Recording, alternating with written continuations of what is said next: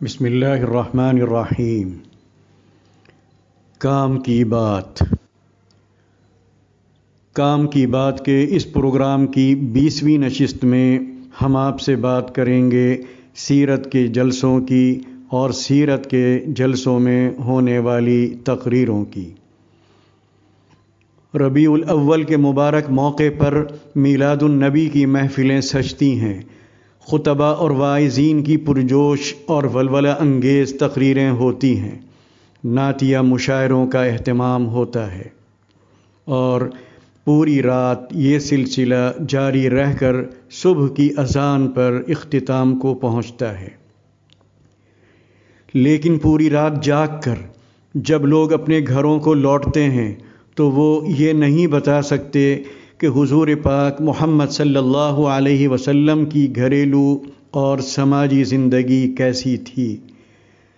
وہ معراج کا واقعہ بیان کر سکتے ہیں، غزوہ احد کی تفصیلات آپ کے سامنے رکھ سکتے ہیں، آپ کے معجزات پر روشنی ڈال سکتے ہیں، غار حرا میں آپ کی عبادت کی منظر کشی کر سکتے ہیں، مکے سے مدینے ہجرت کی روداد بیان کر سکتے ہیں، مدینے میں ہونے والے آپ کے استقبال کا نقشہ کھینچ سکتے ہیں، آپ کی اونٹنی قصوہ کے حضرت ابو ایوب انصاری رضی اللہ تعالی عنہ کے دروازے پر ٹھہرنے کا منظر بیان کر سکتے ہیں، لیکن آپ کی گھریلو اور سماجی زندگی کے بارے میں وہ بالکل لا علم اور خاموش نظر آتے ہیں۔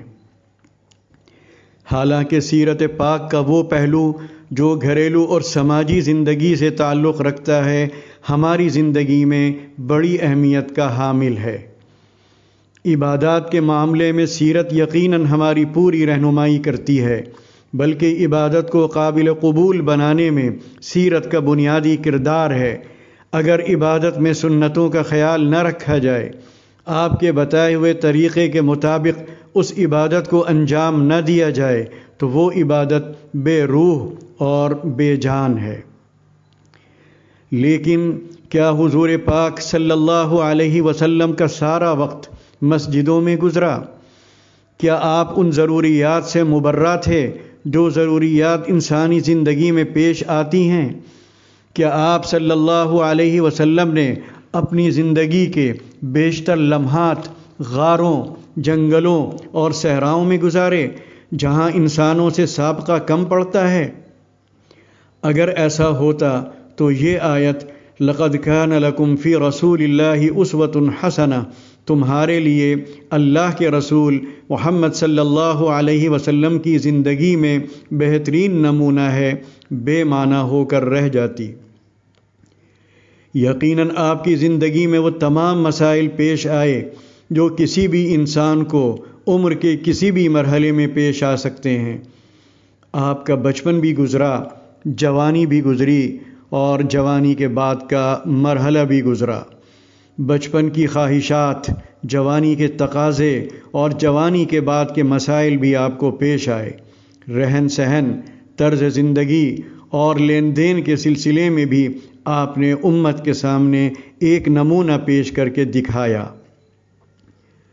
ہم وضو میں خیال کرتے ہیں سنتوں کا، غسل میں اہتمام کرتے ہیں مسنون طریقہ اپنانے کا، پانی پیتے ہیں تو کوشش کرتے ہیں کہ بیٹھ کر پئیں، 3 سانسوں میں پئیں، کھانے میں دایاں ہاتھ استعمال کرتے ہیں، پلیٹ اپنی صاف کرتے ہیں، کھانے کے بعد کی دعا بھی پڑھتے ہیں، کیونکہ ہمارے پیارے نبی محمد صلی اللہ علیہ وسلم نے ہمیں یہ سب بتایا بلکہ حقیقت میں کر کے دکھایا۔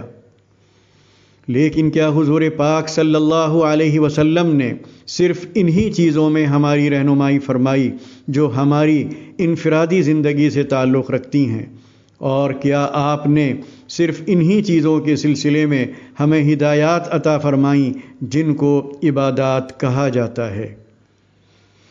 کیا آپ صلی اللہ علیہ وسلم نے گھر میں رہنے کے آداب نہیں بتائے؟ کیا آپ صلی اللہ علیہ وسلم نے سڑک پر چلنے کا طریقہ بیان نہیں فرمایا؟ کیا راستے میں کھڑے رہنے والوں پر آپ صلی اللہ علیہ وسلم نے کچھ ذمہ داریاں نہیں ڈالیں؟ کیا پڑوسیوں کے ساتھ حسن سلوک کی تعلیم آپ صلی اللہ علیہ وسلم نے نہیں دی؟ کیا راستے سے تکلیف دہ چیز ہٹانے کو صدقہ آپ صلی اللہ علیہ وسلم نے نہیں قرار دیا؟ کیا بیمار کی عیادت کی فضیلت کے سلسلے میں زبان نبوت خاموش ہے؟ کیا مسلمان بھائی سے مسکرا کر ملنا باعث اجر و ثواب نہیں ہے؟ کیا نرم دلی، نرم مزاجی، تواضع اور انکساری آپ صلی اللہ علیہ وسلم کی صفات میں سے نہیں ہیں؟ والدین کے ساتھ حسن سلوک کی تاکید کس نے فرمائی؟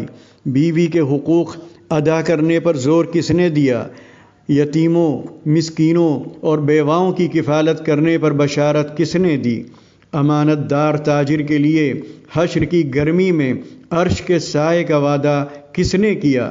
غیبت، چغل خوری، الزام تراشی، عیب جوئی کو بدترین گناہ کس نے قرار دیا؟ جھوٹ، خیانت اور وعدہ خلافی کو نفاق کی علامتوں میں کس نے شمار کیا؟ ذرا سوچئے، آپ صلی اللہ علیہ وسلم کی زندگی میں خوشی کے لمحات بھی آئے اور حزن و ملال کے بھی۔ آپ صلی اللہ علیہ وسلم نے اپنی چہیتی بیٹیوں کو دلہن بنا کر رخصت بھی کیا اور اپنے لخت جگر حضرت ابراہیم کو اپنے ہاتھوں قبر میں اتارا بھی۔ آپ صلی اللہ علیہ وسلم نے میدان جنگ میں اسلامی لشکر کو آگے بڑھتے ہوئے بھی دیکھا اور پیچھے ہٹتے ہوئے بھی۔ صلح کے واقعات بھی آپ صلی اللہ علیہ وسلم کی زندگی میں پیش آئے اور جنگ کے بھی۔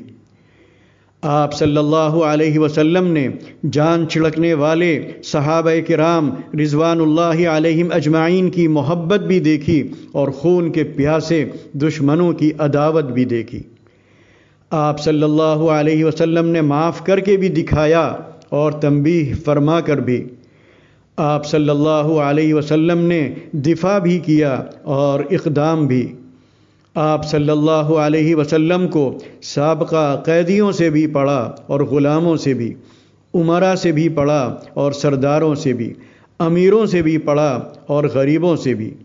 آپ صلی اللہ علیہ وسلم نے خود بھوکے رہ کر دوسروں کو کھلانے کا سبق دیا، اپنوں کو محروم رکھ کر غیروں کو نوازنے کا نمونہ پیش کیا، پسینہ خشک ہونے سے پہلے مزدور کو اس کی مزدوری دینے کی تلقین کی، خواتین کے ساتھ نرمی برتنے کا حکم دیا، بہن کو وراثت میں اس کا حصہ دینے کی تلقین فرمائی، امیر کی اطاعت کو لازم قرار دیا۔ آج ضرورت ان واقعات کو بیان کرنے اور ان نمونوں کو پیش کرنے کی ہے۔ خدا حافظ۔